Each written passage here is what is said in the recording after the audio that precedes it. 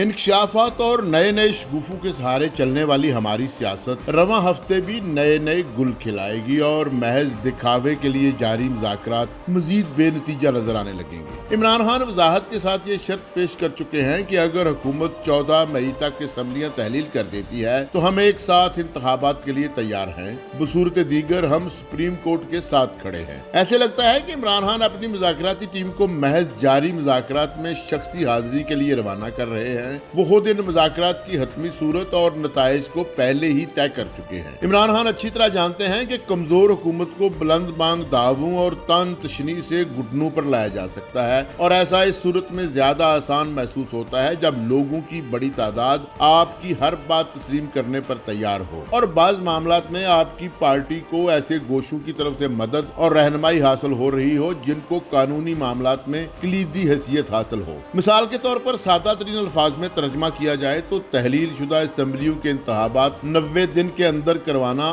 آئین کا تقاضا ہے، اور اگر موجودہ حکومت اس آئینی تقاضے کو پورا نہیں کرنا چاہتی اور اس کے لیے عذر رکھتی ہے تو اس کے پاس دیگر وجوہات ہیں، تو ان وجوہات کی آئینی حیثیت کا تعین کون کرے گا؟ حکومت خوفزدہ ہے کہ سپریم کورٹ کا 3 رکنی بنچ اگرچہ متنازع ہو چکا ہے لیکن فیصلے کرنے کے اختیار کا مالک ہے، اور سپریم کورٹ میں ہی کوئی ایسی صورت نہیں بن سکتی جو اس بنچ کے فیصلے کو مسترد کر سکے یا اس کا متبادل جاری کر سکے۔ حکومت کو اپنے اس عذر یا نکتے کی عملی وضاحت کے لیے ریاست کی دوسری اکائیوں کی ضرورت ہے، اور جیسا کہ نظر آ رہا ہے حکومت کی مؤثر ساتھی اور ایک مستحکم حیثیت کی مالک فوجی اسٹیبلشمنٹ حکومت کے ساتھ کھڑی ہے۔ پارلیمنٹ سپریم کورٹ کے بعض احکامات کو تسلیم کرنے سے انکاری ہے، اور فوجی اسٹیبلشمنٹ کے پاس یہ مطالبہ ہے کہ ملک میں سیکیورٹی کے معاملات کی وجہ سے انتخابات کے لیے درکار افرادی قوت میسر نہیں، اور اگر مہلت دی جائے تو یہ افرادی قوت میسر آ سکتی ہے۔ سابق وزیر اعظم جو اقتدار سے نکالے جانے کے بعد سیاسی طور پر اپنی پوزیشن مستحکم کر چکے ہیں، وہ بضد ہیں کہ فوجی اسٹیبلشمنٹ حکومت کی مدد کرنے سے انکار کر دے اور قبل از وقت انتخابات کے انعقاد کا اعلان کرے۔ اس بحران کا حل دینے والوں کی تعداد بہت زیادہ ہے اور ہر ایک کا اپنا اپنا حل ہے۔ میڈیا بری طرح تقسیم ہے اور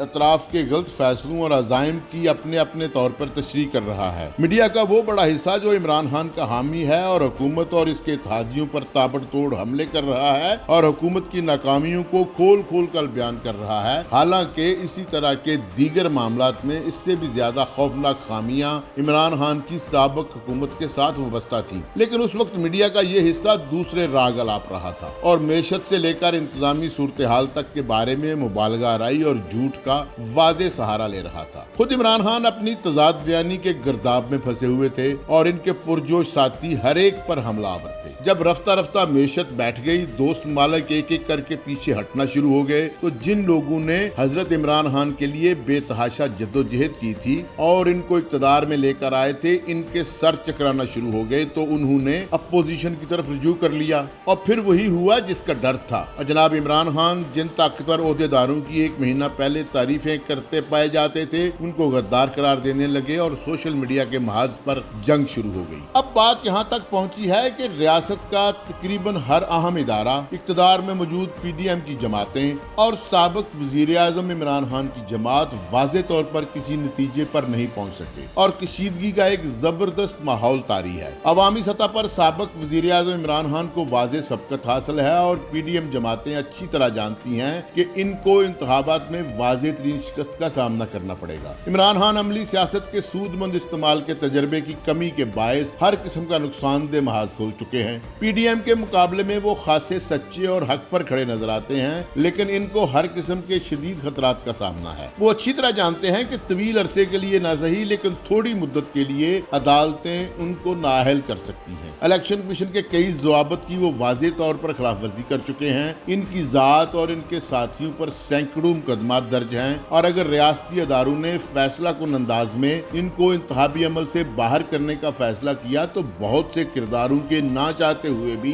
इनको आसानी के साथ बाहर कर दिया जाएगा। इनकी अपनी जमात जिस कदर फैल चुकी है, इसी कदर कमजोर ढांचे की हामिल है। जमात के अंदर कशीदगी और अलहदगियों के लिए बहुत ज्यादा गुंजाइश है। साबिक वज़ीर आला परवेज लाई ग्रुप को जमात में शामिल करके वो एक बड़ा रिस्क खुद ले चुके हैं और अच्छी तरह जानते हैं कि परवेज लाई ग्रुप किसी वक्त भी अपनी साबका और कदीमी वाबस्तगी के तार दोबारा जोड़ सकता है। इमरान खान अच्छी तरह जानते हैं कि जनूबी पंजाब, जो पंजाब की सियासत में और खास तौर पर मरकज में दरकार गिनती के अमल के लिए अच्छे खासे मुंतखब होकर आने वाले लोगों का इलाका है, इस इलाके में बाअसर किरदारों को अपने खिलाफ कर चुके हैं। पीपल्स पार्टी भी इसका फायदा उठाने की कोशिश कर रही है और बैद नहीं कि अगले इंतखाबात में जनूबी पंजाब नताइज के हवाले से वही नक्शा पेश करे जो मुल्तान के ज़िमनी इंतखाबात में PTI के वाइस चेयरमैन शाह महमूद कुरैशी की बेटी के इंतखाब में सामने आया था। जनूबी पंजाब में अलहदा सूबे का कार्ड वो पहले ही खेल चुके हैं और सियासी तौर पर नाकाम हो चुके हैं। दूसरी बड़ी वजह साबिक वज़ीर आला उस्मान बुज़दार की मुखालफत है, जो वज़ारत आला के खात्मे के बाद तकरीबन रूपोश हैं, लेकिन अपनी नाकामी का सारा बोझ इमरान खान के कंधों पर डाल चुके हैं। तहरीक इंसाफ के अंदरूनी हलकों में भी ये बात रासिख है कि उस्मान बुज़दार इमरान खान का वो जाती फैसला था